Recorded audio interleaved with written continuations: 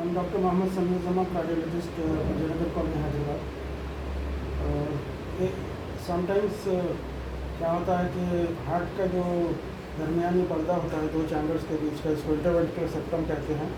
तो इस पेशेंट का इंटरवेंट्रिकुलर सेप्टम यहाँ पर थिक है, और जिसकी वजह से ब्लड सप्लाई जो होती है वो बराबर नहीं होती, और इससे चेस्ट पेन हो सकता है, और ये इको के ज़रिए से पहचाना जा सकता है। और फिर इसमें जो वाल्व है, इसके जो टिप्स हैं और इसके जो वाल्व के लीफलेट्स हैं, ये थिकेंड हैं, जिसकी वजह से कैल्सीफाइड हैं, जिसकी वजह से इसमें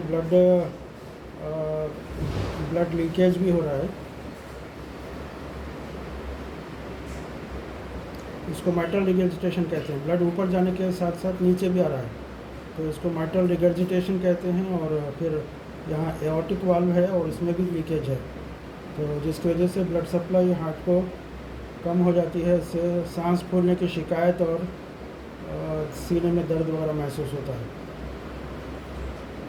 तो ये तमाम चीज़ें टूर इको के ज़रिए से, इको टेस्ट के ज़रिए से, जो इसको हार्ट स्कैनिंग कह सकते हैं, तो ये मालूम होती है, जिससे बहुत सी बीमारियों को पहचान कर उसका सही इलाज हो सकता है।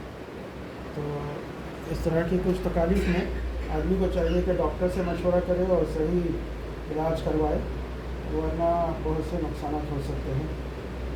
ओके।